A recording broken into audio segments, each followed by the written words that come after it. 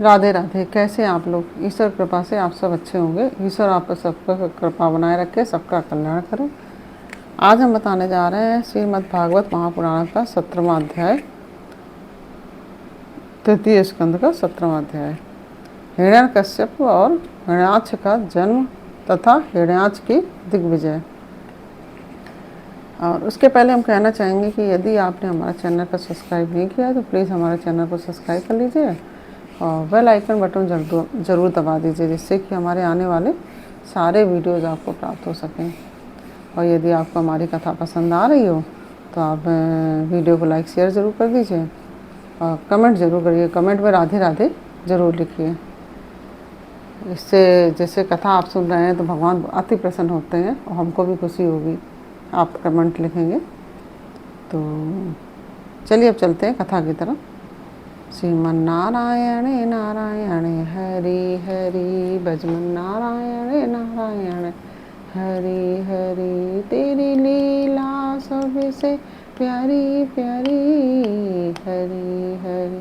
तेरी लीला सबसे न्यारी न्यारी, हरि हरि। श्रीमन्नारायण नारायण हरि हरि, भजमन्नारायण नारायण हरि हरि। राधे राधे। बोलो कृष्ण कन्हैया लाल की जय। श्री मैत्री जी ने कहा, विदुर जी, ब्रह्मा जी के कहने से अंधकार का कारण जानकर देवताओं की शंका निवृत्त हो गई और फिर वे सब स्वर्गलोक की ओर लौट गए। उधर अदिति को अपने पति देव के कथनानुसार पुत्रों की ओर से उपद्रव आदि की आशंका बनी रहती थी, इसलिए वो पूरे 100 वर्ष बीत गए। तब उस साध्वी ने 2 यमज जुड़वा पुत्र को जन्म दिया। उनके जन्म लेते समय स्वर्ग, पृथ्वी और अंतरिक्ष में अनेकों उत्पात होने लगे, जिनसे लोग अत्यंत भयभीत हो गए।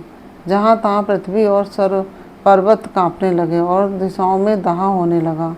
सब दिशाओं में दाह होने लगा, जगह जगह उल्कापात होने लगे, बिजलियाँ गिरने लगीं और आकाश में अनिष्ट सूचक धूमकेतु, पुच्छल तारे दिखाई देने लगे। बार बार साए साए करती और बड़े बड़े वृक्षों को उखाड़ती हुई बड़ी विकट और असहाय वायु चलने लगी। उस समय आंधी उसकी सेना और उड़ती हुई धूल ध्वजा के समान जान पड़ती थी। बिजली जोर जोर से चमककर मानो खिलखिला रही थी। घटाओं में ऐसा सघन रूप धारण किया कि सूर्य, चंद्र और आदि ग्रह जो थे वो लुप्त हो जाने और आकाश में गहरा अंधेरा छा गया। जो सूर्य, चंद्र आदि ग्रह थे सारे लुप्त हो गए और अंधेरा छा गया। उस समय कहीं कुछ भी दिखाई न देता था। समुद्र दुखी मनुष्य की भांति कोलाहल करने लगा। उसमें ऊंची ऊंची तरंगें उठने लगीं और उसके भीतर रहने वाले जीवों में बड़ी हलचल मच गई। नदियों तथा अन्य जलाशयों में भी बड़ी खलबली मच गई थी और उनके कमल सूख गए। सूर्य और चंद्रमा बार बार ग्रह जाने लगे तथा उनके चारों ओर अमंगल सूचक मंडल बैठने लगे। बिना बादलों के ही गरजने के शब्द होने लगे तथा गुफाओं में से रथ की घरघराहट का सा शब्द निकलने लगा। गाँवों में गीदड़ तथा उल्लुओं के भयानक शब्द के साथ ही सियारियाँ मुख से दहकती हुई आग उगालकर बड़ा अमंगल शब्द करने लगी। जहाँ तहाँ कुत्ते अपनी गर्दन ऊपर उठाकर कभी गाने और कभी रोने के समान भांति भांति के शब्द करने लगे।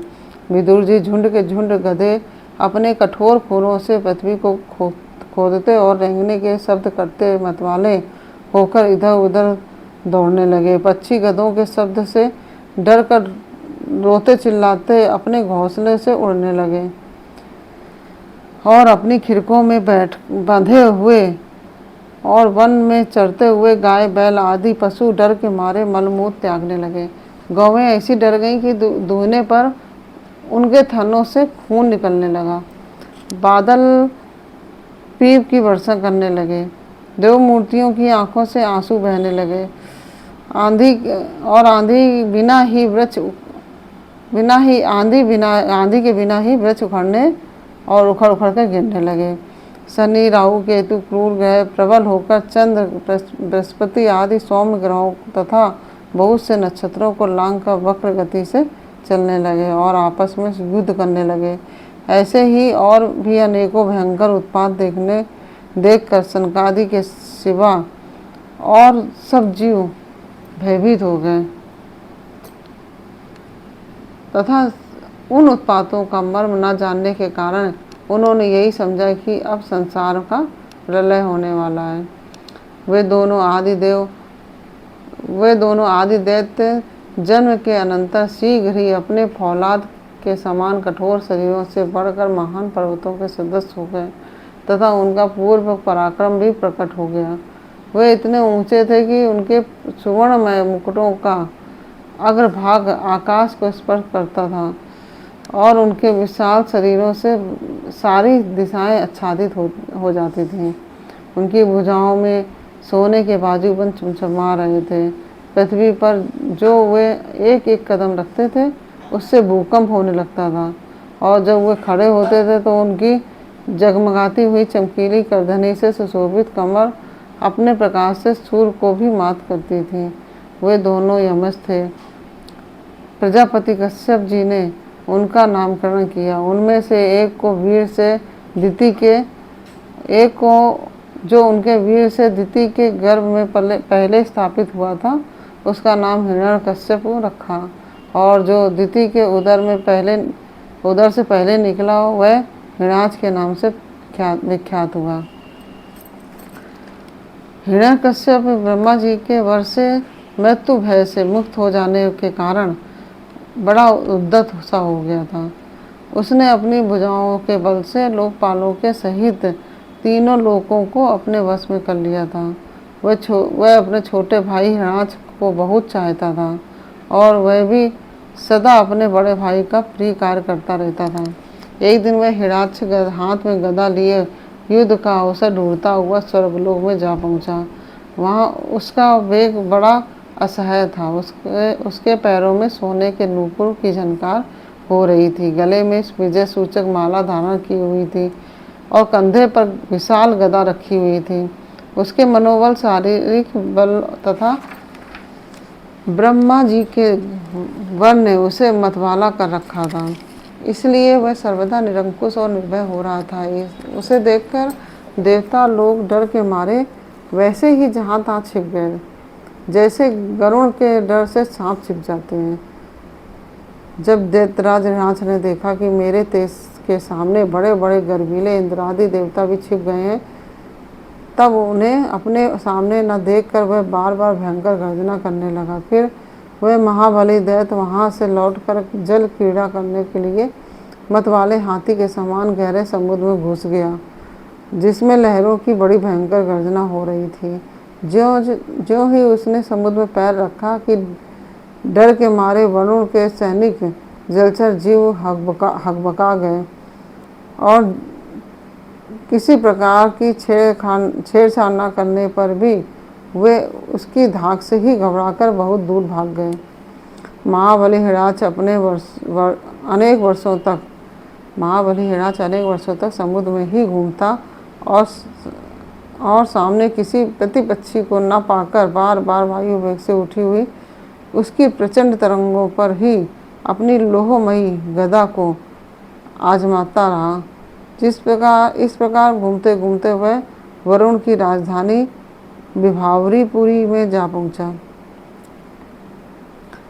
वहां पाताल लोक के स्वामी जलचरों के अधिपति वरुण जी को देखकर उसने उनकी हंसी उड़ाते हुए नीच मनुष्य की भांति प्रणाम किया और कुछ मुस्कुराते हुए व्यंग से कहा, महाराज, मुझे युद्ध की भिक्षा दीजिए। प्रभु, आप तो लोकपाल राजा और बड़े कीर्तिशाली हैं। जो लोग अपने को बांका वीर समझते थे, उनके वीर मद को भी आप चूर्ण कर चुके हैं और पहले एक बार आपने संसार के समस्त दैत्य दानवों को जीतकर राजसूय यज्ञ भी किया था। उस मदोन्मत्त शत्रु के इस प्रकार बहुत उपहास करने पर भगवान वरुण को क्रोध तो बहुत आया, किंतु अपने बुद्धि बल से वे उसे पी गए और बदले में उससे कहने लगे, भाई हमें तो अब युद्धादि का कोई चाव नहीं रहा है, कोई चाव नहीं रह गया है। भगवान पुराण पुरुष के सिवा हमें और कोई ऐसा दिखता भी नहीं जो तुम जैसे रणकुशल वीर को युद्ध में संतुष्ट कर सके। दैत्यराज, तुम उन्हीं के पास जाओ, वे ही तुम्हारी कामना पूरी करेंगे। तुम जैसे वीर उन्हीं का गुणगान किया करते हैं, वे बड़े वीर हैं। उनके पास पहुँचते ही तुम्हारी सारी सेखी पूरी हो जाएगी और तुम कुत्तों से घिरकर वीर शैया पर शयन करोगे। वे तुम जैसे दुष्टों को मारने और सत्पुरुषों पर कृपा करने के लिए अनेक प्रकार के रूप धारण किया करते हैं। इस प्रकार यह 17वां अध्याय पूरा हुआ। श्रीमन्नारायण नारायण हरि हरि भजमन नारायण नारायण हरि हरि, तेरी लीला सबसे प्यारी प्यारी, हरि हरि तेरी लीला सबसे न्यारी न्यारी, हरि हरि श्रीमन्नारायण नारायण हरि हरि भजमन नारायण नारायण हरि हरि। राधे राधे।